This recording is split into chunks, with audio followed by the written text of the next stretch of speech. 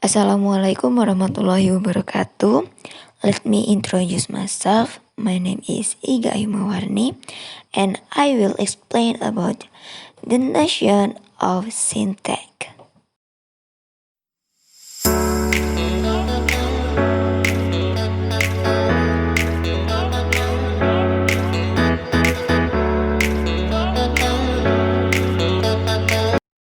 The first material is general characteristic of syntax.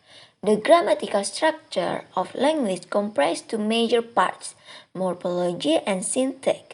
The two areas are obviously interdependent and together they constitute the study of grammar.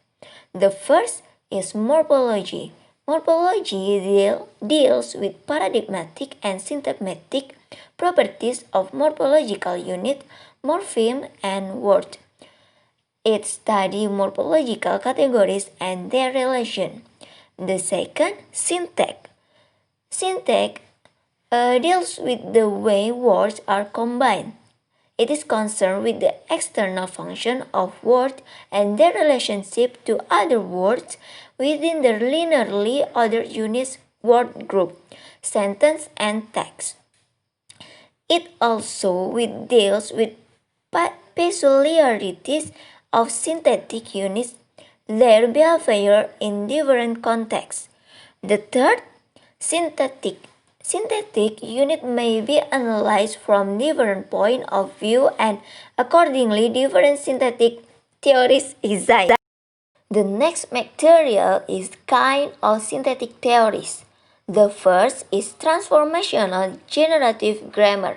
The transformational grammar was first suggested by American scholar Zelling Harris as a method of analyzing sentence and was later elaborated by another American scholar named Chomsky as a synthetic method of generating sentence.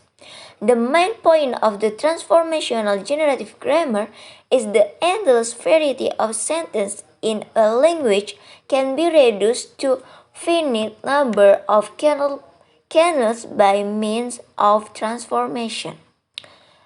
And the second, constructional of syntax.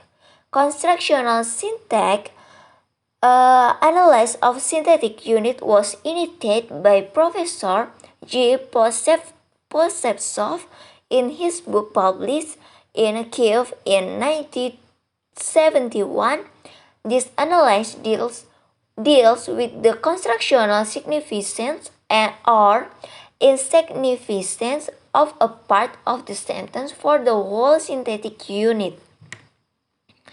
And the third, communicative syntax. It is primarily concerned with the analysis of utterances from the point of their communicative value and informative structure.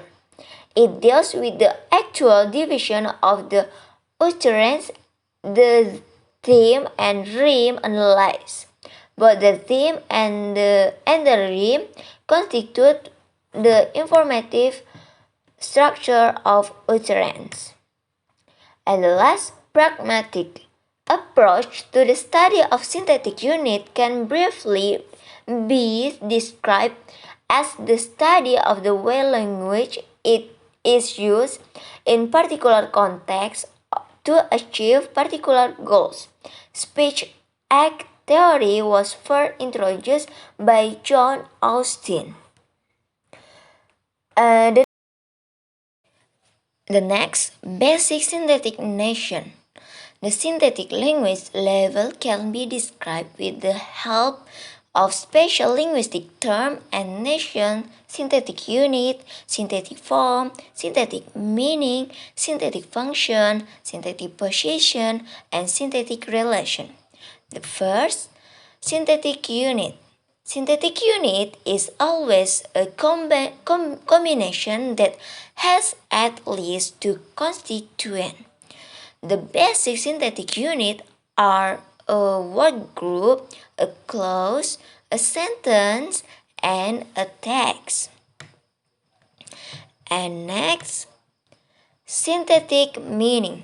Synthetic meaning is the way in which separate words meaning are combined to produce meaningful word group and sentence. Green ideas sleep furiously. This sentence is quite correct grammatically. And the next, synthetic form. Synthetic form may be described as the distributional formula of the unit. For example, John hits the ball. And next, synthetic function. Synthetic function is the function of a unit on the basis of which it is included to a larger unit. In the word group a smart student, the word smart is in the subordinate attributive relation to the head element. In traditional terms, it is used to denote synthetic function of a unit within the sentence, subject, predicate, etc. And the next, synthetic position. Synthetic position is the position of an element. The order of constituent in synthetic unit is of principal importance in analytical language. At last, synthetic relation. Synthetic relations are syntagmatic relations observed between synthetic units. They can be of their three types: coordination, subordination, and predication. And the next material is synthetic relation. The synthetic unit can go into three types of synthetic relation. The first, coordination or SR1, syntagmatic relation of independence. SR1 can be observed on the phrase, sentence, and text level. Coordination may be symmetric and asymmetric. And the second, subordination or SR2, syntagmatic relation of dependence. SR2 are established between the constituents of different linguistic rank. They are observed on the phrase and sentence level. And the third, predication or SR3, syntagmatic relation of interdependence. Predication may be of two kinds, primarily and secondary. Primarily, predication is observed between the subject and the predicate of the sentence, while secondary predication is observed between non-finite form of the verb and nominal element within the sentence. And next, hearing and speaking syntax. Syntax is one of the major components of grammar. It is the concept what enables people to know how to start a question with a question word. What is that? Or that adjective generally come before the noun they describe. Green chair. Subject often come before verb in non-question sentence. She's jogged. Prepositional phrase start with preposition. To the store. Helping verb come before main verb, can go or will do, and so on. And next, synthetic rules. English part of speech often follow ordering patterns in sentence and clause such as compound sentences are joined by conjunction and, but, or that multi adjective modifying the same noun follow the particular order accordingly to their class, such as number, size, color, as in 6 small green chairs. The rules of how to order words help the language part make sense. And last, syntax versus diction, and formal versus informal.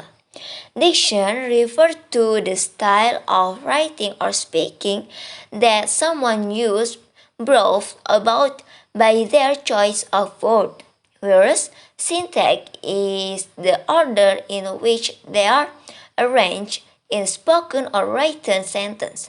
Something written using a very high level of diction, like a paper published in an academic journal or a lecture in give in a college classroom, is written very formally. Speaking to friends or texting are informal, meaning they have a low level of diction. That's all for me. Thank you for attention. Wassalamualaikum warahmatullahi wabarakatuh.